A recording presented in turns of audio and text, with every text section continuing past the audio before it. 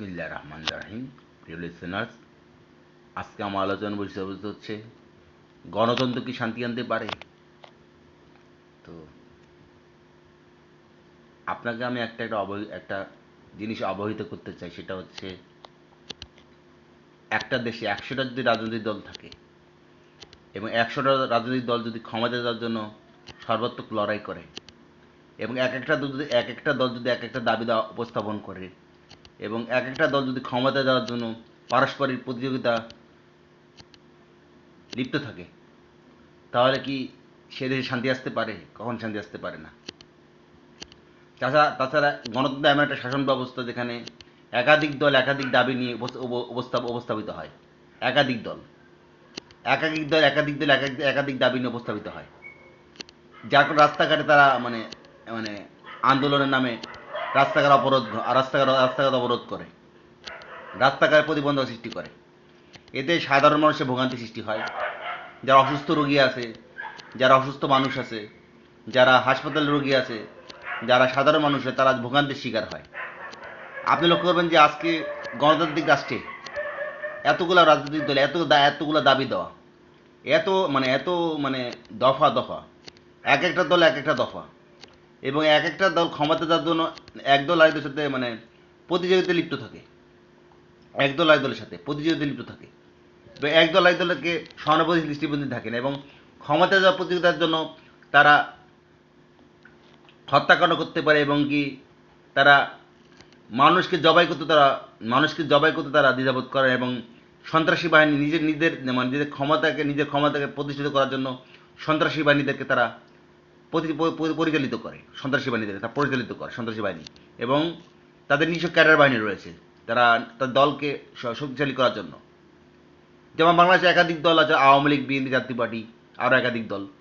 তারা ক্ষমতা যাওয়ার জন্য একাধিক ক্ষমতা যাওয়ার জন্য পারস্পরিক প্রতিযোগিতায় লিপ্ত থাকে, এবং তারা ক্ষমতার মোহে তারা একদল আরেকদলকে সহজে দৃষ্টিভঙ্গিতে দেখে না, এবং ক্ষমতা যাওয়ার প্রতিযোগিতার জন্য তারা যে কোনো একটা অরাজকতা সৃষ্টি করতে তারা প্রস্তুত আছে, এবং তারা ক্ষমতায় যাওয়ার জন্য এতটাই মগ্ন থাকে যে তারা ভোটের নামে তারা অরাজকতা সৃষ্টি করে, কে কত ভোট পেল, এবং একদল যদি অতিরিক্ত ভোট পায়, আরেক দল কম ভোট পায়, তখন তারা আরেক দল সেটা সহ্য করতে পারে, তখন তারা একটা অজুহাত উপস্থাপন করে যে এই ভোট পদ্ধতি, এই ভোট গ্রহণযোগ্য হয়নি।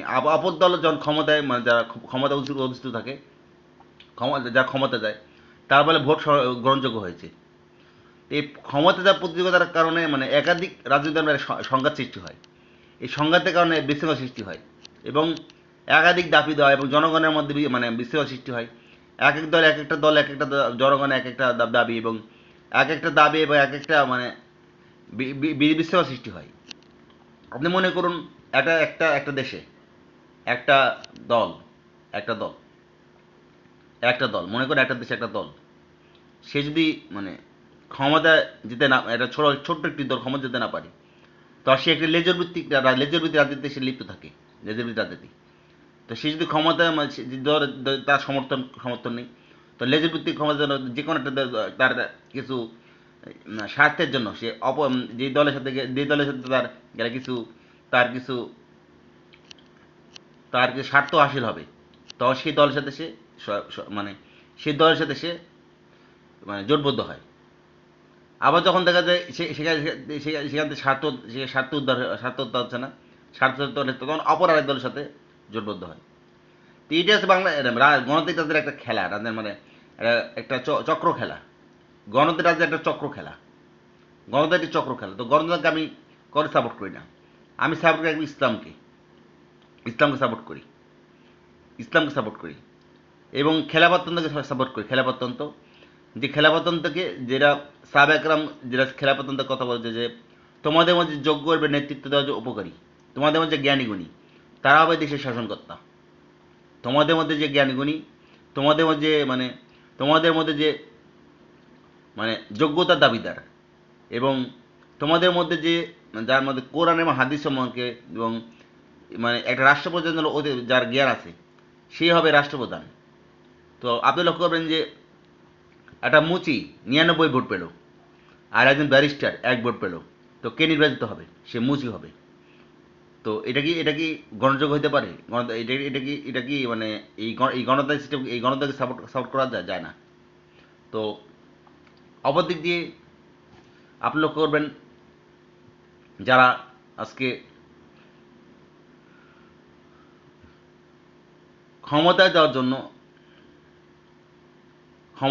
কোনো স্কোপ পাচ্ছে না, ক্ষমতায় যাওয়ার কোনো স্কোপ পাচ্ছে না, তখন তারা ষড়যন্ত্র করে, তখন তারা ষড়যন্ত্র করে মানে দেশে একটা মানে গুপ্ত হত্যা শুরু করে, এবং দেশে মানে একটা দেশে গণতান্ত্রিক সিস্টেমে মানে যারা যারা মানে যারা ক্ষমতায় যত কোনো স্কোপ পাচ্ছে না, তারা ক্ষমতায় যাওয়ার জন্য তারা বিভিন্ন মানে বিভিন্ন গুপ্তভাবে অরাজকতা সৃষ্টি করে।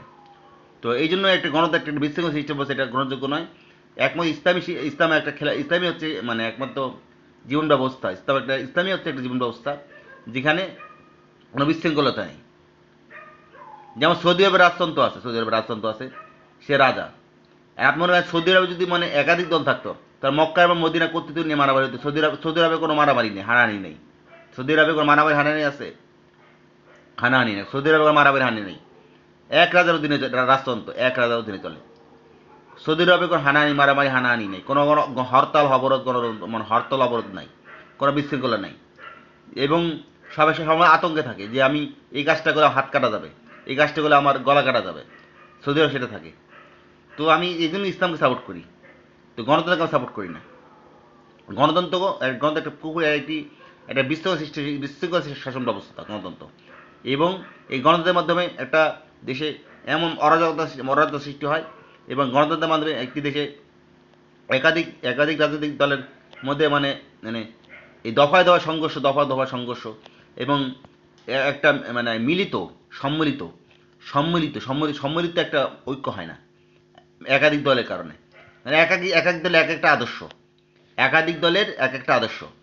তাই এই আদর্শের কারণে তারা একটা গণতন্ত্রের কারণে একাধিক আদর্শের কারণে তারা ঐক্যবদ্ধ এক হওয়া ঐক্যবদ্ধ একাধিক দলের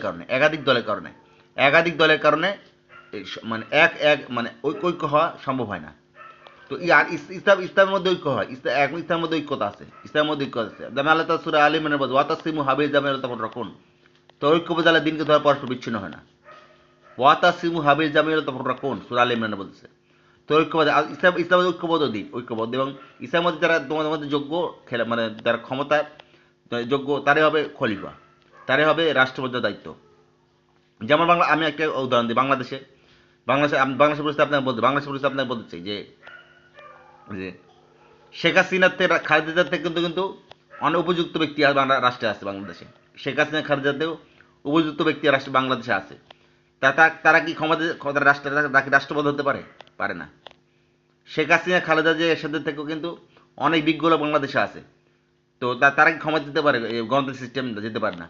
ওই যে প্রচলিত ভোট পদ্ধতি, আব্রাহাম লিঙ্কন ভোট পদ্ধতির মাধ্যমে কারণে একটা রাষ্ট্রে তারা ক্ষমতা যেতে পারে না, যার যোগ্য লোকরা ক্ষমতা যেতে পারে না। তো একটা গণতন্ত্র মানে একটা বিশৃঙ্খল সিস্টেম কোনো সাপোর্ট করা যায় না।